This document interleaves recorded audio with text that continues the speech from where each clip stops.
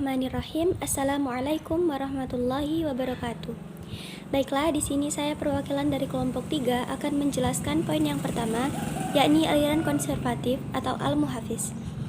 Aliran ini bergumul dengan persoalan pendidikan yang cenderung lebih keagamaan. Tokoh-tokoh dalam aliran ini yang pertama ada Al-Ghazali, Nasiruddin Al-Tusi, Ibnu Jama'ah, Sahnun, Ibnu Hajar Al-Haytami, dan Al-Qabisi.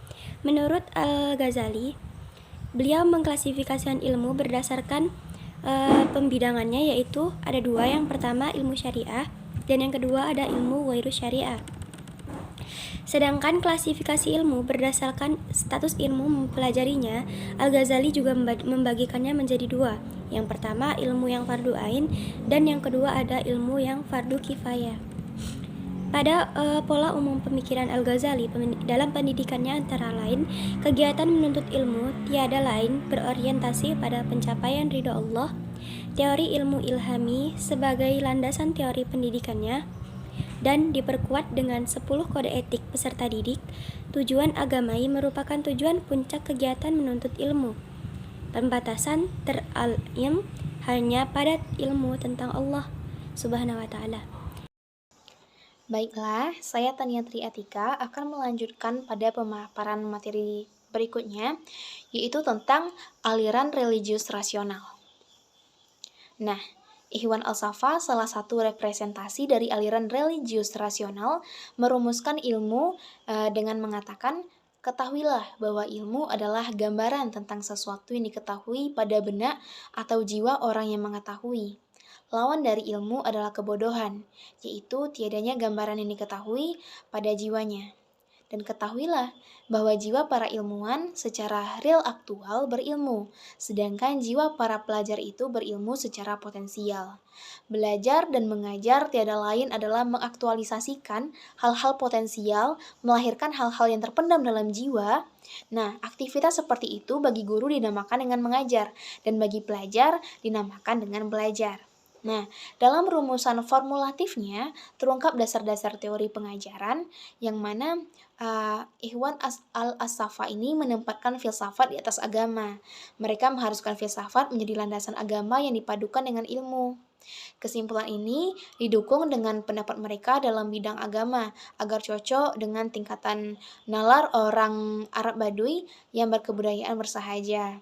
Sedangkan bagi orang yang memiliki pengetahuan yang lebih tinggi, mereka haruskan memakai takwil untuk melepaskan diri dari pengertian lafzi dan indrawi. Untuk itulah Ikhwan berusaha dengan gigih memadukan filsafat dengan agama dengan menurunkan metafisika dan ilmu pengetahuan dari puncak spekulatif murni yang tidak dapat dijangkau secara aktif atau praktis.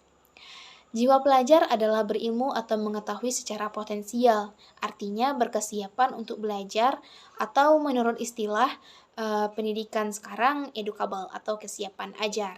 Proses pengajaran tiada lain adalah usaha transformatif terhadap kesiapan ajar agar benar-benar menjadi real, atau dengan kata lain, upaya transformatif terhadap jiwa pelajar yang semula berilmu secara potensial agar menjadi berilmu secara real aktual. Dengan demikian, inti pendidikan adalah pada kiat transformasi potensi-potensi manusia agar menjadi kemampuan psikomotorik. Konsepsi seperti ini jelas jauh dari konsep pengetahuan intuitif yang cenderung diapresiasi oleh kalangan aliran konservatif dalam pemikiran pendidikan. Nah, di antara tokoh aliran religius rasional yang dapat disebutkan adalah seperti Ikhwan Al-Safa, Al-Farabi, Ibnu Sina, dan Ibnu Miskawai. Baiklah, saya akan menyambung penyampaian materi dari teman saya yang sebelumnya. AC, aliran pragmatis. Tokoh utama aliran ini adalah Ibnu Khaldun. Pemikiran ilmu Khaldun lebih banyak bersifat pragmatis dan lebih berorientasi pada dataran aplikatif praktis. Dia mengklarifikasi ilmu pengetahuan berdasarkan tujuan fungsionalnya dan berdasarkan nilai substansialnya semata. Aliran pragmatis yang digunakan ilmu Khaldun merupakan wacana baru dalam pemikiran pendidikan Islam. Apabila kalangan konservatif mempersempit ruang lingkup sekuler di hadapan rasionalitas, Islam mengkaitkannya secara kaku pemikiran atau warisan salaf.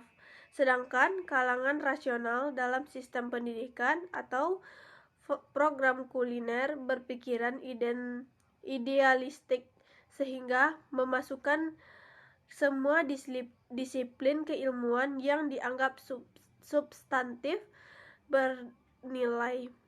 Maka Ibnu Khaldun mengakomodir ragam jenis keilmuan yang nyata terkait kebutuhan langsung manusia, baik berupa kebutuhan spiritual, rohani, maupun kebutuhan material jasmania. Menurut Ibnu Khaldun, ilmu pengetahuan dan pembelajaran adalah tabi'i atau pembawaan manusia. Karena adanya kesanggupan berpikir, pendidikan bukan hanya bertujuan untuk mendapatkan ilmu pengetahuan, akan tetapi untuk mendapatkan keahlian duniawi dan ukhrawi. Keduanya harus memberikan keuntungan, karena baginya pendidikan adalah jalan untuk memperoleh rezeki. Ibnu Khaldun mengklarifikasikan ilmu pengetahuan berdasarkan tujuan.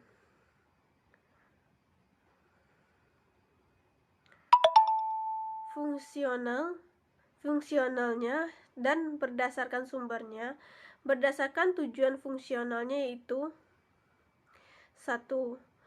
Ilmu-ilmu yang bernilai intrinsik, misalnya ilmu-ilmu keagamaan, atologi, dan teologi. 2. Ilmu yang bernilai ekstrinsik atau instrumental.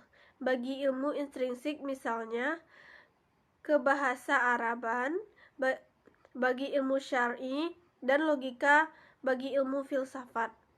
Sedangkan berdasarkan sumbernya yaitu 1.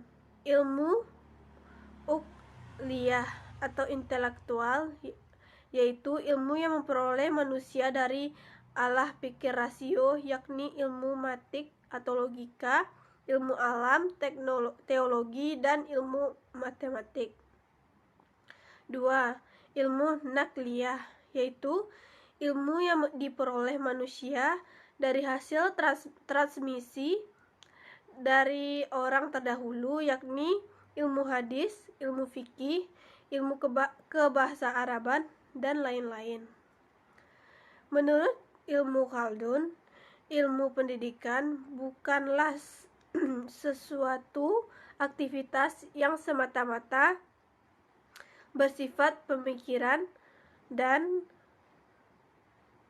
perenungan yang jauh dari aspek-aspek pragmatis di dalam kehidupan. Akan tetapi, ilmu dan pendidikan merupakan gejala konklusif yang lahir dari terbentuknya masyarakat dan perkembangan dalam tahapan kebudayaan. Menurutnya, bahwa ilmu dan pendidikan tidak lain merupakan gejala sosial yang menjadi ciri khas jenis insani. Dari beberapa rumusan masalah yang telah disampaikan oleh rekan-rekan saya tadi, maka saya akan memberikan kesimpulan sebagai berikut. Yang pertama yaitu aliran konservatif fokus pada persoalan pendidikan yang cenderung murni dalam menyikapi urusan keagamaan. Mereka memaknai ilmu dalam pemahaman sempit, mencakup ilmu-ilmu yang dibutuhkan saat di dunia yang membawa manfaat untuk kehidupan di akhirat kelak. Materi pembelajaran harus dimulai dari Al-Quran. Segala sesuatu yang berhubungan dengan Al-Quran harus dipelajari dan dipahami, mulai dari menghafal hingga tafsirannya. Aliran religius rasional. Aliran ini cenderung bersikap rasional dalam menghadapi persoalan pendidikan. Menurut Jawad Ridlah, Ikhwan al-Safa merupakan representasi dari aliran ini, yang juga memasukkan Al-Farabi, Ibnu Sina, dan Ibnu Maskawai sebagai golongan aliran ini. Mereka juga dijuluki sebagai pemburu hikmah karena pergumulan mereka dalam berbagai rasionalitas Yunani. Yang ketiga, aliran pragmatis. Pemikirannya dalam bidang pendidikan terkesan pragmatis dan cenderung aplikatif praktis. Manusia mampu bereksperimen dengan akal mereka. Selanjutnya mampu mengkonseptualkan dalam realitas empiris dan non-empiris melalui akal tertingginya. Ibnu Khaldun menurut Jawad Ridlah adalah satu-satunya tokoh dalam aliran pragmatis. Sekian